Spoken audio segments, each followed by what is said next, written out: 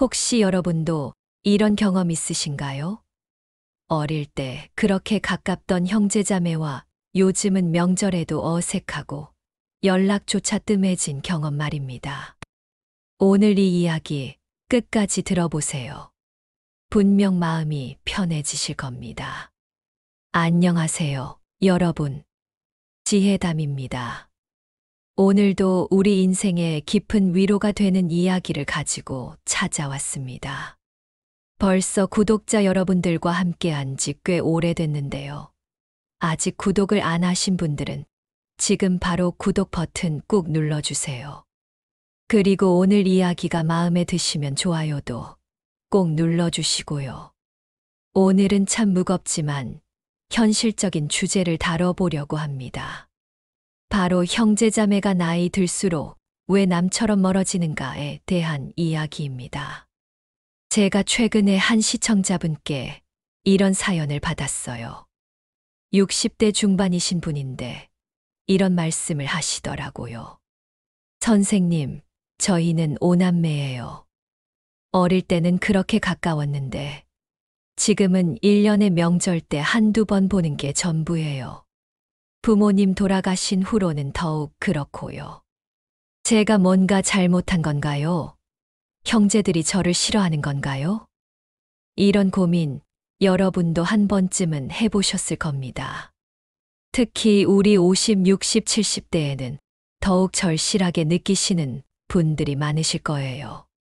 그런데 여러분, 오늘 제가 들려드릴 이야기를 듣고 나시면 이런 생각이 완전히 바뀔 겁니다. 조선시대 최고의 학자이자 사상가였던 정약용 선생의 깊은 통찰을 통해서 말이죠. 정약용 선생 역시 형제들과 각기 다른 길을 걸으며 많은 것을 깨달으셨거든요. 특히 오늘 이야기 중에서 가장 중요한 부분은 바로 이겁니다. 형제자매가 멀어지는 것이 누구의 잘못도 아니라는 것, 그리고 그것이 오히려 자연스럽고 건강한 변화라는 것입니다. 이 말이 지금은 이해가 안 되실 수도 있지만 오늘 이야기를 끝까지 들어보시면 깊이 공감하게 되실 겁니다. 여러분, 혹시 이런 말 들어보신 적 있으세요? 가족은 끈끈해야 한다. 형제자매는 평생 서로 도와야 한다. 명절에는 반드시 다 모여야 한다. 이런 말들 말이죠. 그런데 정말 놀라운 건 정약용 선생은 이미 200년 전에 이런 고정관념들이 얼마나 사람을 힘들게 하는지 아셨다는 겁니다. 정약용 선생은 이렇게 말씀하셨어요. 형제는 같은 뿌리에서 자라나되 결국 각자의 길을 걸어간다. 물이 높은 곳에서 낮은 곳으로 흐르듯 형제자매도 시간이 흐르며 각자의 자리를 찾아간다. 여러분, 이 말씀 어떠세요? 벌써 마음이 좀 편해지지 않으세요? 실제로 정약용 선생의 집안을 보면 더욱 분명해집니다. 정약용에게는 두 형이 있었어요. 큰형 정약전과 둘째 형 정약종이었죠. 이 삼형제, 어릴 때는 마제마을에서 함께 뛰놀며 자랐습니다. 같은 방에서 잠들고 같은 꿈을 꾸던 형제들이었어요. 그런데 성인이 되면서 어떻게 됐을까요? 정약전은 흑산도 유배지에서 바다와 물고기를 연구하며 자산어보라는 불멸의 작품을 남겼습니다. 둘째 형 정약종은 천주교, 신앙을 지키다가 결국 순교의 길을 선택했어요. 그리고 정약용은 강진에서 18년의 유배 생활을 견디며 목민심서를 완성했습니다. 여러분, 생각해 보세요. 같은 부모에서 태어나 같은 환경에서 자란 형제들이 이렇게 완전히 다른 삶을 살았어요. 한 명은 자연과학자가 되고, 한 명은 종교인이 되고, 한 명은 정치 철학자가 됐으니까요. 이런 이야기를 들으시면서 혹시 이런 생각 드시나요? 아, 우리 집만 그런 게 아니구나. 다른 집 형제들도 다 그렇게 사는구나. 맞습니다. 여러분만 그런 게 아니에요. 이건 자연의 법칙이거든요. 여러분, 나무 한 그루를 생각해 보세요. 같은 뿌리에서 나온 가지들이 모두 같은 방향으로 자라나요? 아니죠. 각자 햇빛을 찾아 서로 다른 방향으로 뻗어나가잖아요. 그래야 나무가 더 건강하게 자랄 수 있거든요. 우리 형제자매도 마찬가지예요. 어릴 때는 한 지붕 아래서 비슷하게 살았지만 자라면서 각자의 햇빛, 각자의 길을 찾아가는 게 자연스러운 거예요. 제가 얼마 전에 만난 한 어르신 이야기를 해드릴게요. 70대 초반이신 분인데 사남매 중 막내셨어요. 그분이 이런 말씀을 하시더라고요. 젊을 때는 형님들, 누님하고 자주 만나고 했는데 지금은 연락도 잘 안 해요. 처음엔 서운했어요. 내가 뭘 잘못했나 싶기도 하고. 그런데 나이 들고 보니까 이해가 되더라고요. 각자 살기 바쁘고 또 각자 가정이 있으니까요. 이 말씀 참 현실적이죠.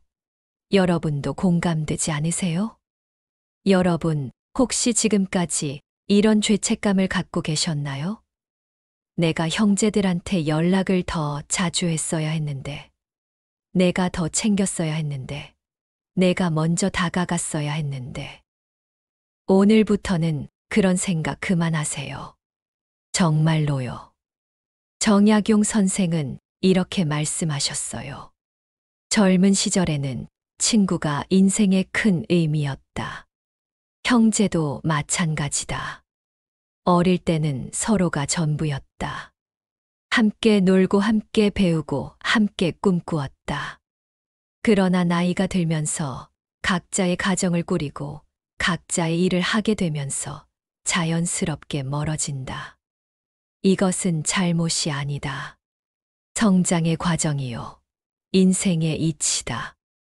여러분, 이 말씀이 얼마나 위로가 되시는지요. 우리가 지금까지 잘못 생각하고 있었던 거예요. 여러분도 경험이 있으실 거예요. 댓글로 한번 남겨보세요. 저도 형제들과 예전만큼 가깝지 않아요. 이 나이에 이런 이야기 들으니까 마음이 편해져요. 이런 솔직한 이야기들 말이죠. 여러분의 경험담이 다른 시청자분들에게도 큰 위로가 될 거예요. 자, 그럼 이제 본격적으로 들어가 보겠습니다.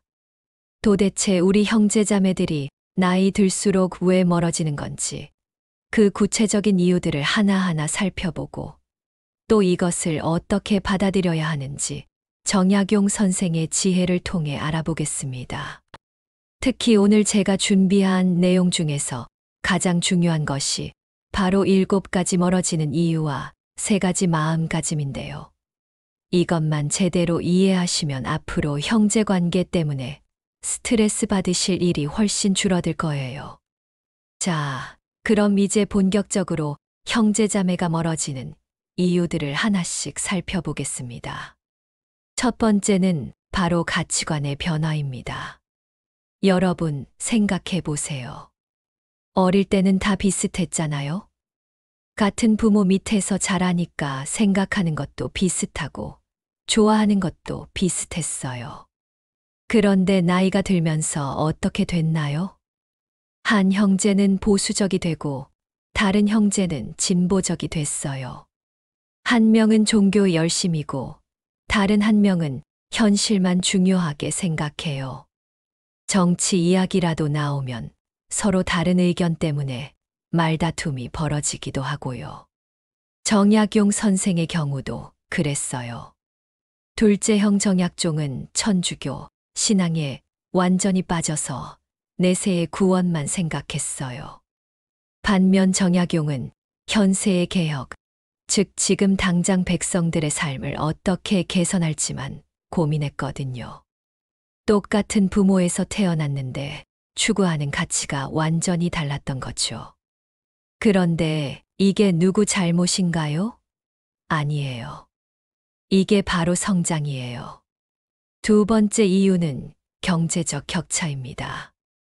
이건 참 현실적인 문제죠.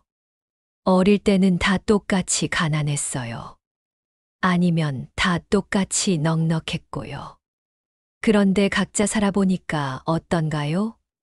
한 형제는 사업에 성공해서 큰 집에 살고, 다른 형제는 평범한 월급쟁이로 살아요. 그러면 어떻게 될까요? 성공한 형제는 무의식 중에 우월감을 느끼고, 그렇지 못한 형제는 위축감을 느껴요. 만나면 자꾸 비교가 되니까 불편해지는 거죠. 제가 아는 한 분은 이런 말씀을 하시더라고요. 형님은 아파트를 몇 채씩 가지고 계시는데 나는 전세살이에요. 만나면 자꾸 그런 게 의식되더라고요. 형님도 부담스러우실 것 같고 나도 위축되고. 여러분도 이런 경험 있으시죠? 돈 문제가 개입되면 형제 관계가 정말 복잡해져요. 어릴 때는 몇십 원짜리 과자도 나눠 먹었는데 어른이 되니까 몇만 원도 따져가며 계산하게 되거든요. 정약용 선생은 이런 현실을 정확히 꿰뚫어 보셨어요. 각자 가정을 꾸리고 살아가야 하는 상황에서 돈은 생존과 직결되는 문제다.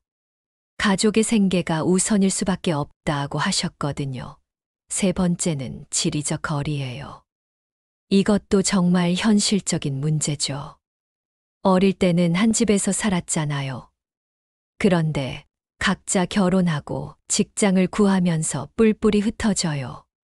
한 명은 서울, 한 명은 부산, 한 명은 대구. 이렇게 되면 만나는 것 자체가 일이 되는 거예요.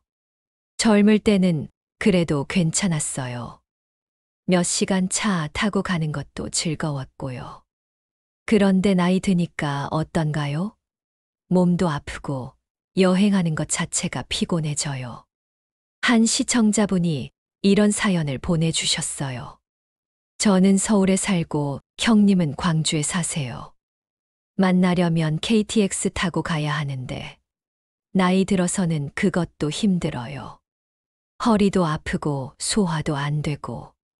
그러다 보니까 자연스럽게 만날 일이 줄어들었어요. 이런 이야기 여러분도 공감되시죠? 교통비, 숙박비도 만만치 않고요. 그런 비용을 들여서까지 만나야 할 이유를 찾기가 어려워지는 거예요. 네 번째는 결혼 후 새로운 가족이 생기면서 벌어지는 변화입니다. 결혼하면 배우자의 가족들과도 관계를 맺어야 해요. 시댁, 처가와의 관계, 그리고 자녀들 교육까지. 시간과 에너지가 한정되어 있는데 다 챙기기가 어려워요. 특히 명절 같은 때는 더 복잡해져요. 어느 집을 먼저 갈지, 어디서 더 많은 시간을 보낼지. 이런 것들이 다 고민거리가 되거든요. 제가 아는 한 분은 이런 말씀을 하시더라고요. 결혼 전에는 우리 형제들끼리만 생각하면 됐는데 결혼하고 나니까 고려해야 할 사람들이 너무 많아졌어요. 배우자, 시댁, 처가, 자녀들. 그러다 보니까 친정 형제들은 자연스럽게 우선순위에서 밀려났어요. 이게 현실이에요, 여러분.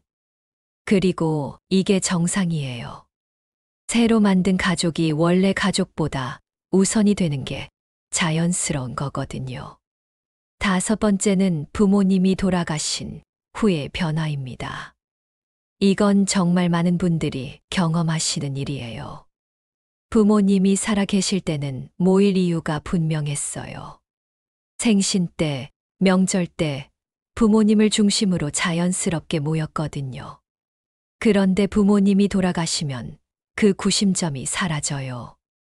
그러면 어떻게 될까요? 우리끼리 만날까 하는데 왠지 어색해져요. 부모님 집이 아닌 누군가의 집에 모이는 것도 눈치가 보이고요. 한 어르신이 이런 말씀을 하셨어요. 어머니가 살아 계실 때는 매월 안부 인사차 형제들이 모였어요. 그런데 어머니가 돌아가신 후로는 모일 이유도 모일 장소도 애매해졌어요. 그러다 보니까 연락도 점점 뜸해지고. 이런 경험 여러분도 있으시죠? 부모님이라는 끈이 느슨해지면서 형제들도 자연스럽게 흩어지게 되는 거예요. 여섯 번째는 성격과 생활 방식의 차이입니다. 어릴 때는 참고 넘어갔던 것들이 나이 들면서 견디기 어려워져요. 한 형제는 조용한 성격인데 다른 형제는 시끄럽게 떠들기를 좋아해요. 한 명은 계획적인데 다른 한 명은 즉흥적이에요. 젊을 때는 그래 형제니까 하면서 참았는데 나이 들어서는 그런 차이가 스트레스로 다가와요. 또 대화 주제도 달라져요. 어떤 형제는 자녀 자랑만 하고 어떤 형제는 돈 이야기만 하고 어떤 형제는 다른 형제들 뒷담화만 해요. 예전에는 재미있었던 대화들이 이제는 부담스럽게 느껴지는 거죠. 마지막 일곱 번째 이유는 나이가 들면서 시간의 소중함을 깨닫게 되는 것입니다. 젊을 때는 시간이 무한히 있는 것처럼 느꼈어요. 그래서 형제들과 만나서 몇 시간씩 이야기하는 것도 즐거웠거든요. 그런데 나이 들고 나니까 시간이 정말 아까워져요. 형제들과 만나서 예전 이야기만 반복하는 것보다는 책을 읽거나 운동을 하거나 새로운 취미를 배우는 게 더 의미 있게 느껴져요. 정약용 선생도 이런 말씀을 하셨어요. 나이가 들수록 시간이 소중해진다. 과거 이야기만 반복하는 것보다 자신의 발전을 위해 시간을 쓰는 것이 낫다. 여러분, 지금까지 7가지 이유를 말씀드렸는데 어떠세요? 혹시, 우리 집만 그런 게 아니구나라는 생각 드시나요? 맞아요. 이런 변화들은 모든 가정에서 일어나는 자연스러운 현상이에요. 그러니까 여러분이 죄책감을 느낄 필요가 전혀 없어요. 정약용 선생은 이렇게 말씀하셨거든요. 이를 막으려 하는 것은 돌로 강의 흐름을 막으려는 것과 같다. 강물이 자연스럽게 흘러가는 것을 막을 수 없듯이 형제 관계의 변화도 자연의 법칙이라는 뜻이에요. 자, 그럼 이제 이런 현실을 어떻게 받아들여야 할까요? 정약용 선생이 제시하는 3가지 지혜로운 마음가짐이 있어요. 이것만 알면 앞으로 형제 관계 때문에 마음 아파하실 일이 훨씬 줄어들 거예요. 계속해서 들어보시죠. 자, 이제 정말 중요한 부분입니다. 정약용 선생이 제시하는 첫 번째 지혜로운 마음가짐은 바로 기대와 의무감을 버려라입니다.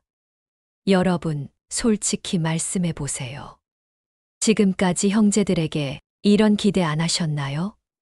형제니까 당연히 도와줄 거야. 형제니까 당연히 챙겨줄 거야. 어려울 때는 형제가 나서줘야지. 또 반대로 이런 부담감도 느끼셨을 거고요. 내가 형 누나이니까 챙겨줘야 해. 동생들한테 뭔가 해줘야 해. 명절 때는 내가 먼저 연락해야 해. 정약용 선생은 이런 기대와 의무감이 오히려 관계를 망친다고 하셨어요. 마음속으로 남에게서 은혜를 받고자 하는 생각을 버린다면 저절로 마음이 편안해진다고 말씀하셨거든요. 제가 만난 한 70대 어르신 말씀을 들려드릴게요. 예전에는 동생들이 명절 선물을 안 가져오면 서운했어요. 내가 맞이니까 뭔가 챙겨줘야 한다는 부담감도 있었고요. 그런데 나이 들고 나니까 깨달았어요. 그런 기대를 하니까 자꾸 실망하게 되더라고요. 이제는 아무것도 기대 안 해요. 오히려 마음이 편해졌어요. 여러분도 이런 경험 있으시죠? 기대가 크면 실망도 커져요. 그리고 그 실망이 쌓이면 원망으로 바뀌어요. 정약용 선생은 이렇게 말씀하셨어요. 형제라는 이름으로 무언가를 기대하지 마라. 도움을 바라지도 말고 관심을 요구하지도 마라. 그저 각자의 삶을 살아가는 것으로 충분하다. 그럼 구체적으로 어떻게 해야 할까요? 첫째, 형제들의 생일이나 기념일을 챙기지 못했다고 해서 죄책감 느끼지 마세요. 둘째, 형제가 어려운 일이 있어도 내가 반드시 도와야 한다는 강박 갖지 마세요. 할 수 있으면 돕고 할 수 없으면 안 도우면 되는 거예요. 셋째, 명절이나 가족 모임에 참석하지 못한다고 해서 미안해하지 마세요. 각자 사정이 있는 거니까요.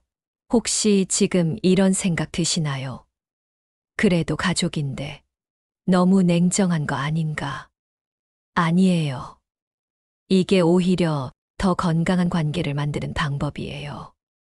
서로에게 부담을 주지 않을 때 더 편안한 관계를 유지할 수 있거든요. 두 번째 지혜는 상호 존중과 독립성을 인정하라입니다. 여러분, 형제라고 해서 모든 것을 공유해야 한다고 생각하지 마세요. 각자의 신념이 있고 각자의 철학이 있어요. 서로 다른 것을 틀렸다고 여기지 말고 그저 다르다고 받아들이면 되는 거예요. 정약용과 그의 형 정약종을 다시 보세요. 정약종은 천주교 신앙에 목숨을 걸었고 정약용은 현실 개혁에 몰두했어요. 완전히 다른 길이었죠. 그런데 정약용은 형을 비난하지 않았어요. 자신과 다른 길을 걸어간다고 해서 형을 무시하거나 설득하려고 애쓰지 않았거든요. 오히려 각자의 선택을 묵묵히 지켜봤어요. 이게 바로 성숙한 형제 관계예요. 한 시청자분이 이런 사연을 보내주셨어요. 저희는 3남매인데 첫째는 독실한 기독교도, 둘째는 불교 신자, 셋째인 저는 종교가 없어요. 예전에는 서로 자기 종교가 맞다고 설득하려고 했어요. 그런데 그럴 때마다 다툼만 일어났어요. 이제는 서로 다르다는 것을 인정하고 종교 이야기는 아예 안 해요. 오히려 관계가 훨씬 편해졌어요. 이분이 바로 정약용의 지혜를 실천하고 계시는 거예요. 정약용 선생은 이렇게 말씀하셨어요. 사람은 자신의 삶을 살아야 한다. 형제라는 이름으로 서로를 얽매어서는 안 된다. 여러분도 생각해 보세요. 각자 다른 환경에서 다른 경험을 하고 살았는데 똑같을 수가 있나요? 한 형제는 도시에서 바쁘게 살고 다른 형제는 시골에서 여유롭게 살아요. 한 형제는 사업을 하고 다른 형제는 공무원이에요. 라이프 스타일이 완전히 다른 거죠. 이런 차이를 인정하고 존중할 때 진정한 형제애가 시작되는 거예요. 마지막 세 번째 지혜는 멀리서 축복하는 사랑을 실천하라입니다. 정약용 선생은 이런 아름다운 말씀을 하셨어요. 진정한 사랑은 상대방의 선택을 존중하는 것이다. 멀리서 바라보며 그들의 안녕을 빌어주는 것이 때로는 더 깊은 사랑이다. 여러분, 이 말씀 어떠세요? 가슴에 와 닿지 않으세요? 사랑에는 여러 가지 형태가 있어요. 가까이서 보살피는 사랑도 있고, 멀리서 지켜보는 사랑도 있어요. 간섭하지 않는 것도 하나의 배려이고, 연락하지 않는 것도 하나의 예의일 수 있어요. 제가 아는 한 어르신이 이런 말씀을 하셨어요. 형님이 경상도에 사시는데, 저는 서울에 살아요. 예전에는 자주 연락 안 하는 게 미안했어요. 그런데 어느 날 깨달았어요. 형님도 연락하기 부담스러우실 수 있겠다고. 그래서 이제는 가끔씩만 안부 문자 드려요. 형님 건강하시죠? 저도 잘 지내고 있어요. 이 정도로만. 형님도 간단하게 답장 주시고. 이게 우리한테는 딱 맞는 것 같아요. 이분이 바로 멀리서 축복하는 사랑을 실천하고 계시는 거예요. 요즘은 소셜미디어 시대잖아요. 페이스북이나 인스타그램으로 형제들의 근황을 확인하는 것만으로도 충분할 수 있어요. 굳이 직접 만나서 이야기하지 않아도 사진 보고 댓글 달고 좋아요 누르는 것도 관심의 표현이에요. 이것도 하나의 소통 방식이거든요. 정약용 선생은 시대가 변했는데 옛날 방식만 고집하면 안 된다고 하셨어요. 새로운 시대에는 새로운 관계 방식이 필요하다는 뜻이에요. 정약용이 강진 유배지에서 형정약전을 그리워했던 것처럼 거리가 멀어도 마음은 가까울 수 있어요. 정약전이 흑산도에서 정약용을 생각했던 것처럼 만나지 못해도 사랑은 변하지 않아요. 물리적 거리와 감정적 거리는 다른 거예요. 가까이 있으면서도 마음이 멀 수 있고 멀리 있으면서도 마음이 가까울 수 있어요. 중요한 것은 거리가 아니라 마음이에요. 그럼 이런 사랑을 어떻게 실천할까요? 첫째, 형제들의 SNS에 가끔 좋아요나 간단한 댓글을 달아주세요. 건강해 보여서 좋네요. 잘 지내고 있구나. 이런 식으로요. 둘째, 명절이나 생일 때 간단한 문자 메시지를 보내세요. 길게 쓸 필요 없어요. 건강하시죠? 잘 지내세요. 이 정도면 충분해요. 셋째, 가끔 형제들을 위해 기도하거나 좋은 생각을 해주세요. 직접 표현하지 않아도 그 마음은 전해져요. 넷째, 억지로 만나려고 하지 마세요.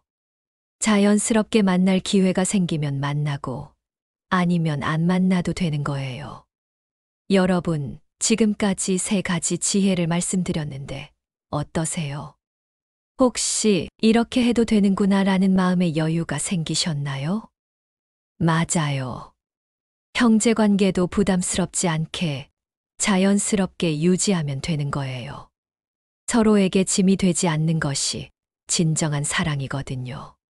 자, 그럼 이제 마지막으로 이런 지혜를 어떻게 일상에서 실천할 수 있는지, 그리고 우리가 흔히 빠지기 쉬운 함정들은 무엇인지 알아보겠습니다. 특히 다른 사람들 시선 때문에 힘들어 하시는 분들을 위한 조언도 준비했어요. 자, 이제 정말 현실적인 이야기를 해보겠습니다. 아무리 마음으로는 이해했다고 해도 주변 사람들의 시선 때문에 힘들어 하시는 분들이 많거든요. 형제끼리 왜 안 만나냐? 가족이 우선이어야 하는 것 아니냐? 요즘 사람들은 정이 없다. 이런 말들 들어보셨죠? 특히 우리 나이 또래들은 더 그래요. 예전 사람들이니까 가족은 무조건 끈끈해야 한다고 생각하시는 분들이 많아요. 정약용 선생은 이런 상황에 대해서 이렇게 말씀하셨어요. 남의 시선을 의식하지 마라. 자신의 삶은 자신이 책임진다. 남들의 기준에 맞춰 살 필요가 없다. 제가 만난 한 65세 어르신이 이런 말씀을 하시더라고요. 동네 사람들이 자꾸 물어봐요. 아들, 딸들은 왜 안 오냐? 형제들은 어디 사냐? 이런 식으로. 처음에는 답답했는데 이제는 그냥 각자 바쁘게 살고 있어요 라고 대답해요. 더 이상 설명하지도 않고요. 여러분도 이렇게 하세요. 남들이 뭐라고 하든 상관없어요. 중요한 것은 여러분이 평안하고 행복한지 여부예요. 첫 번째로 조심해야 할 함정은 바로 죄책감입니다. 내가 형제들한테 연락을 더 자주 했어야 했는데, 내가 먼저 다가갔어야 했는데, 내가 더 챙겼어야 했는데. 이런 생각들 말이에요. 여러분, 이런 생각 그만하세요. 정말로요. 정약용 선생은 이렇게 말씀하셨어요. 죄책감을 느끼지 마라. 형제와 멀어졌다고 해서 나쁜 사람이 되는 것은 아니다. 각자의 삶을 사는 것이 더 중요하다. 한 시청자분이 보내주신 사연을 들려드릴게요. 저는 6남매 중 막내예요.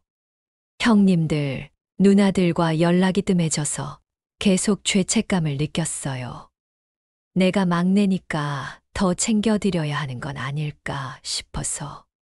그런데 억지로 연락드렸을 때 오히려 어색하더라고요. 상대방도 부담스러워하는 느낌이었어요. 그래서 이제는 자연스럽게 지내요. 마음이 훨씬 편해졌어요. 이분이 올바른 선택을 하신 거예요. 두 번째 함정은 다른 집과 비교하는 것입니다. 옆집은 형제들이 매주 만나던데, 친구네는 형제들이 여행도 같이 다니던데, 우리 집만 왜 이럴까? 이런 생각들 말이에요. 여러분, 겉으로만 그럴 수도 있어요. 진짜 화목할 수도 있고요. 하지만 그게 우리와 무슨 상관인가요? 정약용 선생은 이렇게 말씀하셨어요. 비교하지 마라. 각 가정마다 고유한 문화와 방식이 있다. 우리는 우리의 방식대로 살면 된다. 한 70대 어르신이 이런 경험담을 들려주셨어요. 처음에는 친구들이 형제 이야기할 때마다 위축됐어요. 다들 형제끼리 잘 지낸다고 하니까요.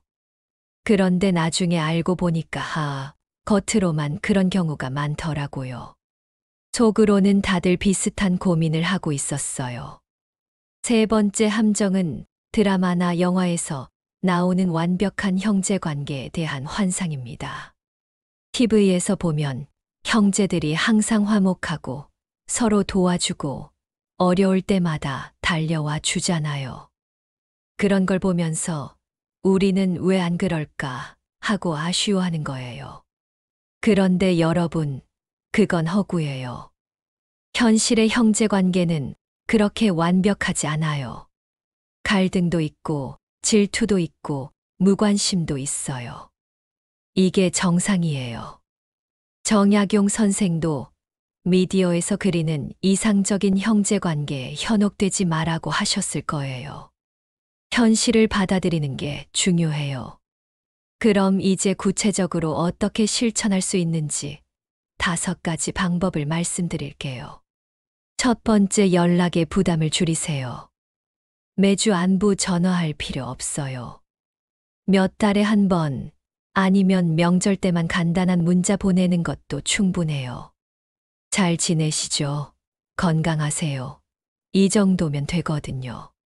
두 번째, 만남의 횟수보다 질을 중시하세요. 억지로 자주 만나려고 하지 마세요. 대신 만날 때는 진심으로 반가워해 주세요. 1년에 한두 번 만나더라도 그 시간만큼은 편안하고 즐겁게 보내는 게 낫죠. 세 번째, 도움의 기준을 현실적으로 정하세요. 형제가 어려운 일이 있어도 내가 반드시 도와야 한다는 강박 갖지 마세요. 내 형편에서 할 수 있는 만큼만 하면 되는 거예요. 무리하면 나중에 원망만 남아요. 네 번째, 각자의 선택을 존중하세요. 형제가 연락을 안 한다고 해서 섭섭해하지 마세요. 그 사람도 그 사람 나름의 사정이 있는 거예요. 마찬가지로 내가 연락 안 한다고 해서 죄책감 느낄 필요도 없고요. 다섯 번째, 추억은 추억으로, 현실은 현실로 구분하세요. 어린 시절의 아름다운 기억들은 소중히 간직하세요. 하지만 그 기억이 현재의 관계를 규정하지는 않아요. 과거에 얽매이지 말고 현재에 집중하세요. 정약용 선생은 검소한 마음이 모든 덕의 기초라고 하셨어요. 형제 관계에서도 마찬가지예요. 과도한 기대나 요구를 하지 않는 검소한 마음이 좋은 관계의 기초거든요. 구체적으로는 이런 경계선을 만들어 보세요. 형제의 사생활에 과도하게 관심 갖지 않기. 내 개인적인 문제를 형제에게 털어놓지 않기. 다른 형제들에 대한 평가나 뒷담화 하지 않기. 경제적 도움을 기대하거나 요구하지 않기. 자녀들의 성적이나 성공을 비교하지 않기. 이런 경계선이 있어야 서로 편안한 관계를 유지할 수 있어요. 여러분, 지금까지 들으시면서 어떤 생각이 드셨나요? 댓글로 한번 남겨보세요. 저도 이런 경험이 있어요. 이제 좀 마음이 편해져요. 이런 솔직한 이야기들 말이죠. 여러분의 경험담이 다른 분들에게도 큰 위로가 될 거예요. 혼자만 그런 게 아니라는 걸 알게 되거든요. 여러분, 형제 관계 때문에 마음 아파하지 마세요. 정말로요. 나이가 들면서 우선순위가 바뀌는 건 자연스러운 일이에요. 젊을 때는 관계가 중요했지만 나이가 들면 건강이 더 중요해져요. 젊을 때는 사람들과 어울리는 게 즐거웠지만 나이가 들면 혼자 있는 시간이 더 소중해져요. 이런 변화는 잘못된 게 아니라 성장의 증거예요. 정약용 선생은 18년의 유배 생활을 통해 깨달으신 게 바로 이거였어요. 모든 관계가 한시적이다. 영원한 관계는 없다. 이것을 받아들일 때 비로소 평안해진다. 자, 그럼 이제 마지막으로 오늘 이야기를 어떻게 정리할 수 있을지, 그리고 앞으로 어떤 마음으로 살아가면 될지에 대해 말씀드리겠습니다. 특히 혼자 사는 시간을 어떻게 의미 있게 보낼 수 있는지, 그리고 진정한 가족의 의미는 무엇인지에 대한 정약용 선생의 마지막 지혜를 들어보시죠. 여러분, 혹시 혼자 있는 시간이 무섭거나 외롭게 느껴지시나요? 형제들과 멀어지고 나니까 더 그런 생각이 드시는 분들도 계실 거예요. 그런데 정약용 선생은 이런 말씀을 하셨어요. 고독을 두려워하지 마라. 정약용 선생 자신이 18년의 유배 생활을 혼자 견뎌내셨거든요. 그 시간 동안 그분이 뭘 하셨을까요? 목민심서, 경세유표, 흠흠신서라는 불멸의 작품들을 완성하셨어요. 혼자 있는 시간이 오히려 더 생산적이고 의미 있을 수 있다는 걸 보여주신 거죠. 한 시청자분이 이런 사연을 보내주셨어요. 저는 올해 68세예요. 남편도 일찍 떠나고 자녀들도 다 멀리 살고 형제들과도 연락이 뜸해서 처음에는 너무 외로웠어요. 그런데 혼자 시간이 생기니까 젊을 때 못했던 것들을 할 수 있더라고요. 책도 읽고 그림도 그리고 산책도 하면서 제 자신과 대화하는 시간이 생겼어요. 이제는 이 시간이 소중해요. 여러분, 어떠세요? 이분의 이야기가 와 닿지 않으세요? 정약용 선생은 이렇게 말씀하셨어요. 형제들과 함께 있으면서 시시한 이야기를 나누며 시간을 보내는 것보다 혼자 있으면서 책을 읽고 생각하는 시간이 더 가치 있을 수 있다. 생각해 보세요. 형제들과 만나면 보통 뭘 하시나요? 어릴 때 이야기, 부모님 추억, 누구는 어떻게 사는지, 자녀들은 어떤지. 이런 이야기들을 반복하시죠. 처음 몇 번은 재미있지만 계속 반복되면 지루해져요. 그 시간에 새로운 것을 배우고 새로운 경험을 하는 게 더 의미 있지 않을까요? 제가 만난 어르신들 중에 정말 멋지게 혼자 시간을 보내시는 분들이 많아요. 한 분은 75세에 컴퓨터를 배우기 시작해서 지금은 블로그도 운영하세요. 또 다른 분은 70세에 서예를 시작해서 작품 전시회도 하셨고요. 또 한 분은 이런 말씀을 하시더라고요. 젊을 때는 항상 누군가와 함께 있어야 한다고 생각했어요. 그런데 혼자 있는 시간이 생기니까 진짜 내가 뭘 좋아하는지, 뭘 하고 싶은지 알게 되더라고요. 정약용 선생은 고독 속에서 자신을 돌아보고 인생을 성찰하며 미래를 계획하는 시간을 가져라고 하셨어요. 여러분도 한번 생각해 보세요. 지금까지 살아오면서 정말 내가 하고 싶었던 일이 뭐였는지, 앞으로 남은 시간을 어떻게 보내고 싶은지 말이에요. 형제들 눈치 보지 말고, 자녀들 기대에 맞추려고 하지 말고, 오롯이 나를 위한 시간을 가져보세요. 그럼 이쯤에서 한 가지 질문을 던져보겠습니다. 진정한 가족이란 무엇일까요? 혈연으로 맺어진 사람들이 평생 함께 있어야 하는 걸까요? 아니면 서로 도우며 살아야 하는 걸까요? 정약용 선생의 생각은 달랐어요. 혈연이라는 것도 결국 생물학적 우연이다. 같은 부모에서 태어났다는 것은 우연이지 필연이 아니다. 그분은 이어서 이렇게 말씀하셨어요. 혈연으로 맺어진 관계도 결국 인간관계의 한 종류일 뿐이다. 다른 인간관계와 마찬가지로 서로에게 도움이 되고 행복을 주는 관계라면 유지하고 그렇지 않다면 정리하는 것이 맞다. 여러분, 이 말씀이 너무 차갑게 들리시나요? 아니에요. 이게 오히려 더 건강한 가족관이에요. 생각해 보세요. 혈연이라는 이유만으로 서로 상처 주고받으면서까지 억지로 함께 있을 필요가 있을까요? 서로에게 스트레스 주고 부담 주면서까지 가족이라는 이름을 유지해야 할까요? 진정한 가족은 서로를 편안하게 해주는 사람들이에요. 만나면 기쁘고 헤어져도 그리운 사람들이죠. 의무감 때문이 아니라 진심으로 만나고 싶은 사람들이고요. 요즘에는 혈연이 아닌 사람들과 가족 같은 관계를 맺으시는 분들도 많아요. 오랜 친구, 이웃, 같은 취미를 가진 사람들과 더 가깝게 지내시는 경우 말이에요. 이런 관계도 충분히 가족이 될 수 있어요. 한 어르신이 이런 말씀을 하시더라고요. 저희 아파트 같은 동에 사는 할머니들과 매일 산책해요. 서로 안부도 묻고 아프면 챙겨주고. 이분들이 진짜 가족 같아요. 친딸보다 더 자주 연락하고 더 많이 신경 써줘요. 이런 관계야말로 진정한 가족 아닐까요? 정약용 삼형제의 진정한 의미.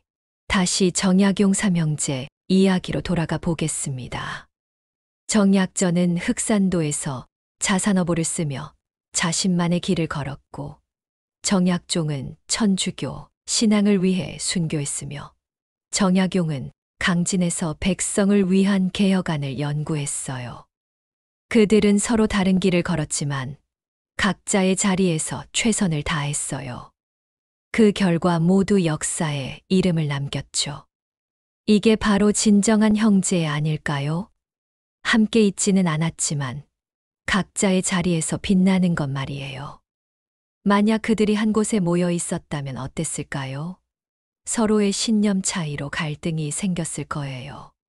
정약종의 종교적 열정과 정약용의 현실주의적 개혁 의지가 충돌했을 거고, 정약전의 학문적 관심과 다른 형제들의 정치적 관심이 어긋났을 거예요.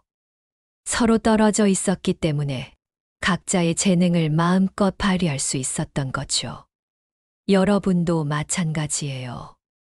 형제와 멀어졌다고 해서 의미 없는 삶을 사는 건 아니에요. 각자의 자리에서 최선을 다하면 되는 거예요. 형제의 인정이나 지지가 없어도 충분히 가치 있는 삶을 살 수 있어요. 형제에게 의존하지 말고 형제를 의존하게 만들지도 마세요. 독립적인 존재로서 각자의 길을 걸어가는 것, 이게 성숙한 관계예요. 여러분, 혹시 지금까지 나는 형제들과 사이가 안 좋아서 외로운 사람이라고 생각하셨나요? 아니에요. 여러분은 자유로운 사람이에요. 더 이상 누군가의 기대에 맞춰 살지 않아도 되는 사람이에요. 이제부터는 온전히 여러분 자신을 위한 시간을 가지세요. 하고 싶었던 일, 배우고 싶었던 것, 가보고 싶었던 곳. 이런 것들을 위해 시간과 에너지를 쓰세요. 여러분은 혼자 있는 시간을 어떻게 보내고 계신가요? 댓글로 한번 공유해 보세요. 저는 요즘 이런 걸 배우고 있어요. 이런 취미를 가지게 됐어요. 이런 이야기들 말이에요. 서로의 경험을 나누다 보면 혼자가 아니라는 걸 느끼실 거예요. 비슷한 상황에서 멋지게 살아가시는 분들이 정말 많거든요. 자, 이제 정말 마지막으로 오늘 이야기를 어떻게 정리할 수 있을지, 그리고 내일부터 어떤 마음으로 살아가면 될지 말씀드리겠습니다. 특히 여러분이 앞으로 형제 관계에서 완전히 자유로워질 수 있는 마지막 비법을 준비했어요. 이것만 알면 정말 마음이 편해지실 거예요. 모든 관계는 한시적이라는 것을 받아들이기. 여러분, 이제 정말 마지막으로 가장 중요한 깨달음을 말씀드리겠습니다. 정약용 선생이 18년의 유배 생활을 통해 얻은 가장 큰 지혜가 바로 이것이었어요. 모든 관계가 한시적이다. 영원한 관계는 없다. 이 말씀 처음 들으면 좀 서글프게 느껴지실 수도 있어요. 하지만 이것을 받아들일 때 비로소 진정한 평안이 온다고 하셨거든요. 생각해 보세요. 부모 자식 관계도, 부부 관계도, 형제 관계도 모두 한시적이에요. 죽음이 모든 관계를 끝내잖아요. 그렇다면 살아있는 동안에도 관계가 변하는 것, 멀어지는 것이 뭐가 이상한 일인가요? 한 80세 어르신이 이런 말씀을 하시더라고요. 젊을 때는 모든 관계가 영원할 줄 알았어요. 친구도, 형제도, 심지어 부부도요. 그런데 나이 들어보니까 모든 게 변하더라고요. 처음에는 서운했는데 지금은 이해해요. 이게 인생이구나 싶어서요. 정약용 선생은 이렇게 말씀하셨어요. 붙잡으려 하지 말고 흘러가게 두어라. 강물이 바다로 흘러가듯 형제도 각자의 바다로 흘러간다. 이 말씀이 얼마나 아름다운지요. 억지로 붙잡으려 하지 말고 아름답게 보내주라는 뜻이에요. 떠나는 사람을 잡는 것보다 떠나는 사람을 축복해 주는 것이 더 아름답다고 하셨거든요. 여러분, 계절이 바뀌는 걸 슬퍼하시나요? 봄이 가고 여름이 오는 걸, 가을이 지나고 겨울이 오는 걸 억지로 막으려고 하시나요? 아니죠. 그냥 자연스럽게 받아들이시잖아요. 형제 관계도 마찬가지예요. 어린 시절에는 봄처럼 함께 꽃을 피웠지만 나이 들어서는 가을처럼 각자의 열매를 맺는 거예요. 이것이 아름다운 변화예요. 변화를 거부하지 말고 변화 속에서 새로운 의미를 찾으시기 바라요. 제가 얼마 전에 만난 한 72세 어르신이 정말 인상 깊은 말씀을 하셨어요. 저는 형제가 6명이었어요. 어릴 때는 정말 가까웠죠. 그런데 하나둘씩 멀어지면서 속상했어요. 특히 셋째 형님이 다른 도시로 이사 간 후로는 거의 연락이 끊겼거든요. 몇 년 전에 그 형님이 돌아가셨는데 마지막에 만나지 못한 게 너무 후회됐어요. 그런데 장례식장에서 형님의 친구들 이야기를 들어보니까 형님은 그곳에서 정말 행복하게 사셨더라고요. 새로운 친구들도 많이 사귀시고 봉사활동도 하시고. 만약 우리가 자꾸 연락하고 만나자고 했다면 형님이 그렇게 자유롭게 살 수 있었을까 싶었어요. 그때 깨달았어요. 멀어진 게 오히려 서로에게 좋았구나 싶어서요. 여러분, 혹시 이런 후회하고 계시나요? 그때 더 연락할 걸, 더 자주 만날 걸, 더 잘해줄 걸. 그런 후회 그만하세요. 그때 각자 최선을 다해서 산 거예요. 정약용 선생은 이렇게 말씀하셨어요. 과거에 얽매이지 말고 현재에 집중하라. 과거의 좋은 기억은 간직하되 그것이 현재의 관계를 규정하지는 말라. 그럼 진짜 자유란 뭘까요? 바로 이런 거예요. 형제들에게 연락하지 않아도 죄책감 느끼지 않는 것.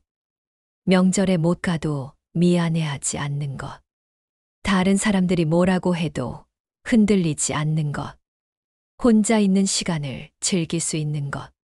각자의 선택을 존중하고 받아들이는 것. 이런 자유를 얻으면 정말 마음이 편해져요. 그럼 이제 오늘 배운 내용을 실생활에서 어떻게 적용할 수 있는지 정리해 볼게요.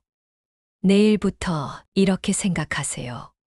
형제들과 연락이 뜸해도 괜찮다. 각자 바쁘게 살고 있는 거다. 명절에 못 가도 괜찮다. 내 사정이 있으니까. 형제가 어려워도 내가 반드시 도와야 하는 건 아니다. 할 수 있는 만큼만 하면 된다. 다른 집과 비교하지 않겠다. 우리는 우리 방식대로 살면 된다. 혼자 있는 시간을 소중히 여기겠다. 이 시간이 나를 성장시킨다. 마음의 부담을 덜어주는 주문들. 이것도 자연의 순리구나. 각자의 길이 있구나. 멀리서도 마음으로 사랑하고 있구나. 이제는 내 시간을 살 때구나. 모든 관계는 변하는 게 당연하구나. 오늘부터 이런 작은 변화를 시작해 보세요. 첫째, 주 형제들에게 안부 문자를 보내지 못했다고 해서 죄책감 느끼지 않기. 둘째, 주 혼자 있는 시간에 새로운 취미나 관심사 하나 찾아보기. 셋째, 주 다른 사람이 가족 이야기할 때 비교하지 말고 그냥 들어주기. 넷째, 주 형제 관계에 대한 스트레스가 생기면 자연의 순리다 생각하며 받아들이기. 이런 작은 변화들이 쌓이면 큰 변화가 돼요. 여러분, 정말 수고 많으셨어요. 오늘 이런 깊은 이야기를 끝까지 들어주셔서 감사해요. 혹시 지금 마음이 좀 복잡하신가요? 그동안 잘못 생각하고 있었구나 싶어서 약간 혼란스러우실 수도 있어요. 그런 감정도 자연스러운 거예요. 하지만 분명한 건 여러분은 이제 더 자유로운 사람이 되셨다는 것이에요. 더 이상 형제 관계 때문에 스트레스 받지 않으셔도 되거든요. 저도 이런 깨달음을 얻기까지 오랜 시간이 걸렸어요. 형제들과 연락이 뜸해질 때마다 죄책감을 느꼈고, 다른 사람들 이야기 들을 때마다 우리 집이 이상한 건 아닌가 싶었거든요. 그런데 정약용 선생의 지혜를 알게 된 후로는 정말 마음이 편해졌어요. 아, 이게 자연스러운 거구나. 이게 인생이구나 싶어서요.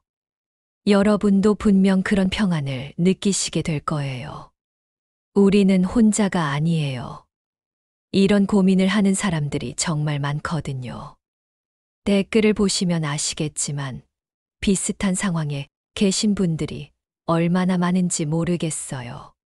서로의 이야기를 나누면서 위로받고 힘을 얻으셨으면 좋겠어요. 자, 그럼 이제 정말 마지막으로 오늘 이야기를 어떻게 마무리할 수 있을지, 그리고 앞으로 어떤 마음으로 살아가시면 될지 정약용 선생의 마지막 당부 말씀을 전해드리겠습니다. 특히 오늘 영상을 가족들과 함께 보시면 좋을 이유도 말씀드릴게요. 자, 이제 정말 마지막입니다. 정약용 선생이 우리에게 남기신 가장 중요한 당부 말씀을 전해드리겠습니다. 정약용 선생은 생의 마지막에 이런 시를 남기셨어요. 바로 회원시라는 시인데요. 세월이 흘러도 변하지 않는 것이 있다고 하시면서 형제에 대한 사랑도 그중 하나라고 하셨어요. 만나지 않아도, 연락하지 않아도, 멀리 떨어져 있어도 형제는 형제다. 그 사실만으로도 충분하다. 더 이상 무엇을 바라지 마라. 형제라는 인연 자체가 이미 선물이다. 여러분, 이 말씀이 얼마나 위로가 되시는지요. 우리가 지금까지 너무 많은 것을 바라고, 너무 많은 것을 걱정하고, 너무 많은 죄책감을 안고 살았던 것 같아요. 하지만 이제는 이 마음 모두 내려놓으셔도 됩니다. 오늘 우리가 배운 가장 중요한 것들을 다시 한번 정리해 볼게요. 첫째, 형제자매가 나이 들수록 멀어지는 것은 자연스러운 현상입니다. 이것은 누구의 잘못도 아니고 슬퍼할 일도 아닙니다. 둘째, 우리에게는 각자의 삶이 있고 각자의 우선순위가 있습니다. 가족보다 더 중요한 것이 생기는 것도 자연스러운 일입니다. 셋째, 진정한 사랑은 상대방의 선택을 존중하는 것입니다. 멀리서 지켜보며 안녕을 빌어주는 것도 충분히 깊은 사랑입니다. 넷째, 혼자 있는 시간을 두려워하지 마세요. 이 시간이야말로 진정한 자신을 발견하고 성장할 수 있는 소중한 시간입니다. 다섯째, 모든 관계는 한시적입니다. 이것을 받아들일 때 비로소 진정한 평안을 얻을 수 있습니다. 여러분, 오늘 이 영상을 보시면서 아, 나만 그런 게 아니었구나 라는 생각 많이 드셨을 거예요. 맞습니다. 여러분은 절대 혼자가 아니에요. 댓글을 보시면 아시겠지만 정말 많은 분들이 비슷한 고민을 안고 살고 계세요. 그리고 오늘 이 영상을 통해서 서로 위로받고 힘을 얻고 계시고요. 이게 바로 진정한 공동체예요. 혈연으로 맺어진 관계가 아니라 같은 마음, 같은 고민을 나누는 사람들과의 연결 말이에요. 앞으로도 이런 따뜻한 공동체 안에서 서로 위로하며 살아가셨으면 좋겠어요. 제가 이전에 이런 주제로 이야기했을 때 정말 많은 분들이 변화를 경험하셨다고 말씀해 주셨어요. 한 분은 3개월 동안 형제들에게 연락하지 않는 죄책감에 시달렸는데 영상을 보고 나니까 정말 마음이 편해졌어요 라고 하셨고요. 또 다른 분은 70세에 처음으로 온전히 내 시간을 갖게 됐어요. 책도 읽고 그림도 그리고 이렇게 행복할 줄 몰랐어요 라고 하셨어요. 65세 남성분은 형들과 만나면 스트레스였는데 이제는 만나고 싶을 때만 만나요. 관계가 훨씬 편해졌어요 라고 말씀해 주셨고요. 여러분도 분명 이런 변화를 경험하게 되실 거예요. 혹시 이 영상을 보시면서 우리 배우자도 이런 고민을 하고 있을까? 우리 자녀들은 나중에 어떻게 될까? 이런 생각 드셨나요? 이 영상을 가족들과 함께 보시기를 권해드려요. 특히 배우자분과 함께 보시면 서로를 더 잘 이해할 수 있을 거예요. 아, 당신도 그런 고민을 하고 있었구나. 우리도 서로 부담 주지 말자. 이런 대화를 나눌 수 있을 거거든요. 그리고 자녀분들과도 함께 보세요. 지금 자녀들은 어떻게 생각할지 모르겠지만 언젠가는 이 내용을 이해하게 될 날이 올 거예요. 그때 오늘의 이야기가 도움이 될 거예요. 사실 이 이야기는 우리뿐만 아니라 다음 세대에게도 꼭 필요한 지혜예요. 요즘 젊은 세대들도 가족 관계 때문에 스트레스 받는 경우가 많거든요. 왜 명절에 꼭 가야 하지? 왜 형제들과 자주 만나야 하지? 부모님이 형제끼리 화목하라고 하시는데 부담스러워. 이런 고민들 말이에요. 오늘 이야기를 젊은 분들도 들으면 아, 그냥 자연스럽게 지내도 되는구나 라는 걸 알게 될 거예요. 그러니까 이 영상을 자녀분들, 손자, 손녀들과도 공유해 주세요. 우리가 경험한 지혜를 다음 세대에게도 전해주는 거죠. 여러분, 정말 긴 이야기를 끝까지 들어주셔서 진심으로 감사드려요. 50분이 넘는 시간 동안 집중해서 들어주시느라 수고 많으셨어요. 사실 이런 주제는 쉽게 이야기하기 어려운 내용이에요. 자칫 잘못하면 가족의 소중함을 무시하는 것처럼 오해받을 수도 있거든요. 하지만 여러분께서 끝까지 들어주시고 또 댓글로 공감해 주시고 좋아요도 눌러주셔서 이런 이야기를 계속할 수 있었어요. 아직 구독 안 하신 분들은 지금 바로 구독 버튼 꾹 눌러주세요. 그리고 알림 설정도 해주시고요. 앞으로도 이런 깊이 있고 현실적인 인생 이야기를 계속 가져올 예정이에요. 마지막으로 댓글 하나만 부탁드릴게요. 오늘 이야기 중에서 가장 마음에 와 닿았던 부분이 뭐였는지 한 줄만 남겨주세요. 이 말이 가장 위로가 됐어요. 이 부분에서 울컥했어요. 이제 이렇게 살아보겠어요. 이런 식으로요. 여러분의 댓글 하나하나가 저에게는 큰 힘이 되고 또 다른 시청자분들에게도 위로가 돼요. 여러분, 이제 정말 마음 편하게 살아가세요. 형제들과 연락 안 해도 괜찮고, 명절에 못 가도 괜찮고, 가족 모임에 참석 못 해도 괜찮아요. 여러분은 여러분 나름대로 충분히 잘 살고 계시는 거예요. 남은 인생 누구의 눈치 보지 말고 온전히 여러분 자신을 위해서 살아가세요. 하고 싶은 일, 만나고 싶은 사람들, 가보고 싶은 곳. 이런 것들을 위해 시간과 에너지를 쓰세요. 그것이 바로 정약용 선생이 우리에게 전해주신 지혜예요. 오늘도 지혜담과 함께 해주신 여러분, 정말 고맙습니다. 앞으로도 여러분의 삶의 작은 지혜와 큰 위로가 되는 이야기들을 가져오겠다고 약속드려요. 건강하시고 행복하시고 자유롭게 살아가세요. 감사합니다.